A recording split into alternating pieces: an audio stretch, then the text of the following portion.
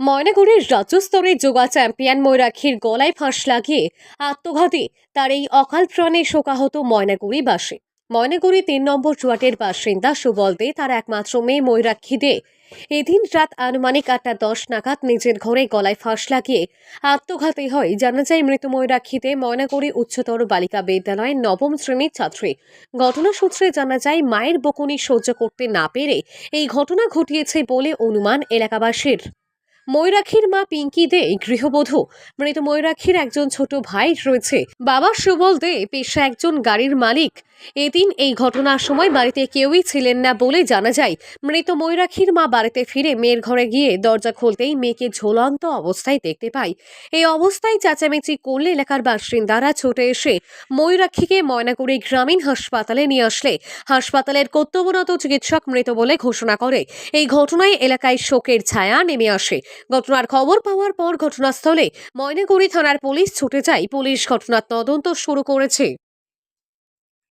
আমার নাম মৌসুমী সেন সরকার। বললাম আপনি তো ওই 3 নম্বর ওয়ার্ডের কাউন্সিলর। হ্যাঁ, তো আপনার পাড়ায় যে ঘটে গেল যে একটা দুঃখজনক ঘটনা, যে কিছুদিন আগেই রাজ্যে যোগা চ্যাম্পিয়নশিপে কিন্তু মানে জয়ী হয়ে কিন্তু ময়নাগুড়ির গর্ব, তথা ময়নাগুড়ি না রাজ্যের গর্ব। তো সেই ব্যাপারে একটা যে অকাল প্রয়াণ, সেই ব্যাপারে আপনি কিভাবে দেখছেন বিষয়টা? কীভাবে দেবে এটা বলার ভাষা নেই। আর এত মর্মান্তিক ঘটনা, মানে খুব খারাপ লাগছে। এতটুকু একটা বাচ্চা মেয়ে, মাত্র 14 বছর বয়সে এই হয়ে যে মানে আমাদের পুরো রাজ্যের একটা রত্ন হারালাম। আমার ওয়ার্ডের ও ছিল গর্ব। আমিও মানে ওকে গিয়ে আমি নিজে হাতে সম্বর্ধনা দিচ্ছি। আমি ওই দৃশ্যটাই বলতে পারছি না।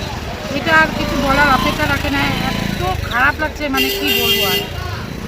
আজকে পূজার দিনে ওর মা যে কীভাবে থাকবে, বাবা কীভাবে থাকবে, এটা নিয়ে বললাম মনোজদা, একটা দুঃখজনক ঘটনা যেটা আজকে ঘটে গেল ময়নাগুড়িতে। ময়ূরাক্ষী দে বলে একজন 15 বছর এক বালিকা মানে আত্মহত্যা করে, গলায় ফাঁস লেগে আত্মহত্যা করে। সে একজন অ্যাথলিট ছিল এবং জাতীয় স্তর রাজ্য স্তরে জিতে এসছে, প্রাইজ নিয়ে এসছে।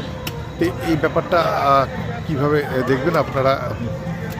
দেখুন, এটা অত্যন্ত দুর্ভাগ্যজনক ঘটনা, কারণ ও ময়নাগুড়ির একটা মুখ হয়ে উঠছিল এবং ময়নাগুড়ি শুধু না সারা জেলার একটা মুখ হয়ে উঠতে পারত। কিন্তু জানি না ভগবান কেন তাকে নিয়ে গেল। তেমন কোনো বড় ঘটনাও ঘটেনি, বিশাল রাগারাগি হয়েছে এমনটাও কিছু নয়। ছোট একটা ফোনে মা বোধহয় কিছু একটা বলেছিল, তাতেই সে আজ এই ডিসিশনটা নেয়। অত্যন্ত দুর্ভাগ্যজনক। ময়নাগুড়ির মানুষ সবাই বাকরুদ্ধ হয়ে গেছে। আপনারা দেখতেই পাচ্ছেন যে যত খবর ছড়িয়ে পড়ছে, সর্বস্তরের মানুষ এখানে হাসপাতালে এসে ভিড় করছে। এটা মানা যায় না, এটা এক কথায় মানা যায় না। এটা হয়ে গেল, জানি না কেন।